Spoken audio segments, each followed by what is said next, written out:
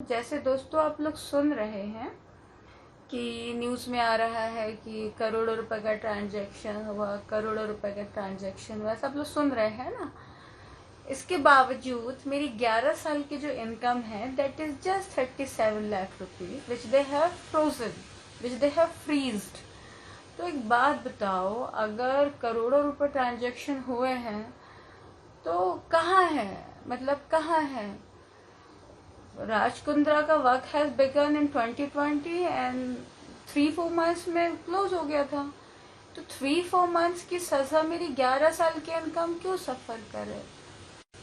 और मुझे एक बात बताइए आप लोग, अगर मैं आप सब लोगों को, चूंकि आप बातें सुन रहे हैं, अगर मैं आप सबके साथ वो एग्रीमेंट शेयर करूं जो राज कुंद्रा के एमडी का मेरे साथ में एग्रीमेंट हुआ था, जो कि लोगों को मिला है, और वहाँ पे क्लियरली लिखा है कि मुझे पर फिल्म के टोटल 3 लाख रुपीज़ मिले हैं, where they have put so many conditions कि जो एंटायर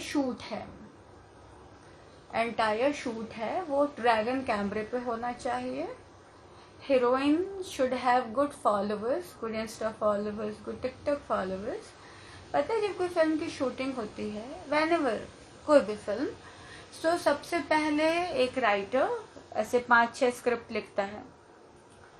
फिर वो स्क्रिप्ट किसी पर्टिकुलर ऐप को, किसी भी ऐप को, सो अभी चूंकि हॉट शॉट्स की बात हो रही है, so let's talk about hot shots only. So hot shots को स्क्रिप्ट मेल की, अब उन लोगों ने अप्रूव किया। तो अभी प्रोड्यूसर क्या करेगा, राइटर को बोलेगा यार इसके डायलॉग डेवलप करो, स्क्रीन प्ले डेवलप करो। सो जब डायलॉग्स और स्क्रीन प्ले डेवलप होगा ना, so again will send to Umesh Kamat, जो कि राज का एमडी था। उमेश को भेजा, अब उमेश ने राज को भेजा, या जो भी, नन ऑफ आउट, ओके। फिर अब इन लोगों ने पूछा कि कौन कौन से एक्टर होंगे।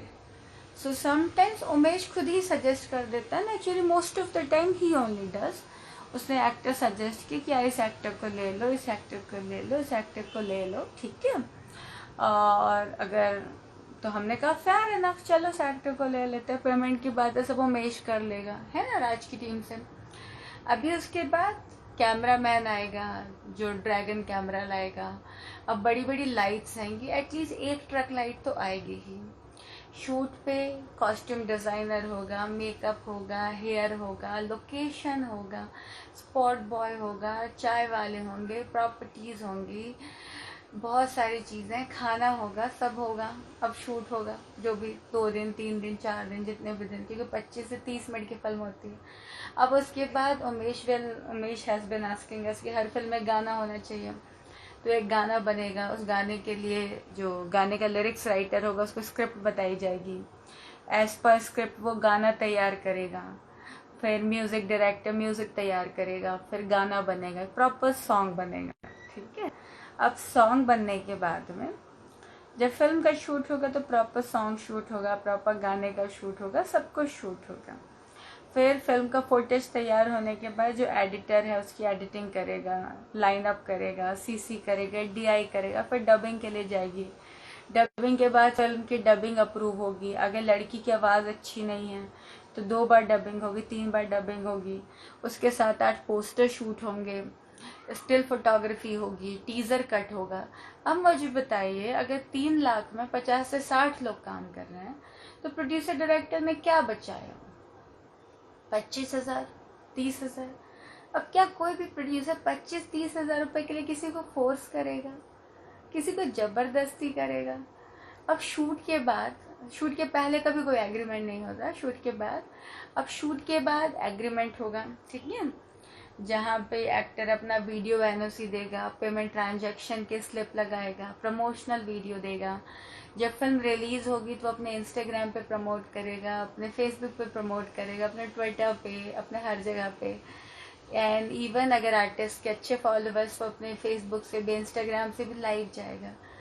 तो फोर्स कहाँ हो गया? कहाँ किसने ज़बरदस्ती कर दी? किसके साथ फोर्स हो गया?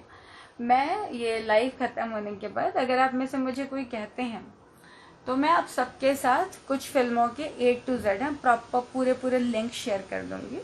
सॉन्ग भी शेयर कर दूंगी। मुझे बताइए कौन सी फिल्म, कौन सी पॉर्न फिल्म में, कौन सी पॉर्न फिल्म में सॉन्ग शूट होते हैं यार? कौन सी पॉर्न फिल्म में स्टोरी लाइन, स्क्रिप्टिंग सबका डिस्कशन होता है ना? फिर ये सब कुछ हो रहा है। देखो, गाली देने से कुछ नहीं होगा।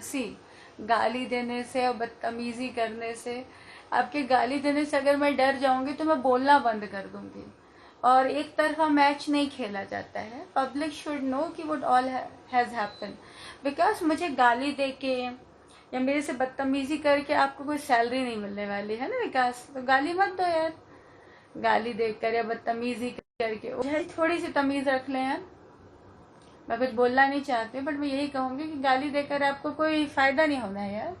मैं 5 महीने जेल में रह कर आई हूँ, मैंने भुगता है, इसलिए मैं बातें कर रही हूँ। मुझे मौका मिला है बोलने का तो मुझे बोल लेने दो।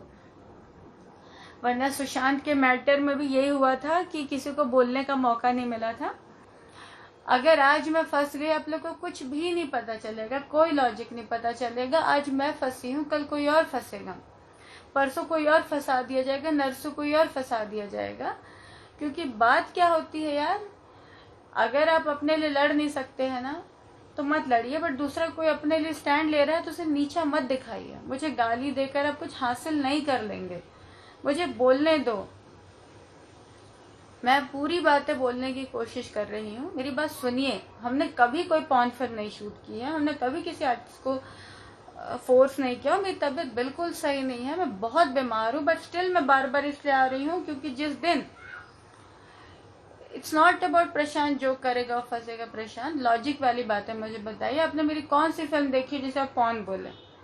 लॉजिक वाली बातें करो, प्रूफ वाली बातें करो। जब हम कोई भी चीज़ की बातें करते हैं, मैं आपको सारे कॉन्ट्रैक्ट दिखा सकती हूँ, मैं आपको सारे पेमेंट ट्रांजैक्शन दिखा सकती हूँ, मेरे पास सारे लड़कियों के वीडियो एनओसी हैं, सारे फुटेज है, सब किसी के साथ। यस डीप, आज जो तुम ये बातें कह रहे हो ना, हम भी विक्टिम है, हम भी विक्टिम है, हम भी फंसे हुए हैं। तो बोलने दो। अगर आज मैं बोलने की कोशिश कर रही हूँ तो यहाँ पे मुझे राहुल गाली मत दो। मुझे गाली देके आपको कुछ हासिल नहीं होना है, मैं बता रही हूँ। मुझे गाली देकर, मेरी जुबान बंद करके, मेरे जैसे करोड़ों लोग हैं जो बोल नहीं पाते हैं, जो जुबान बंद कर देते हैं, क्योंकि आप लोग बोलने नहीं देते। आप जैसे लोग, बोलने दो,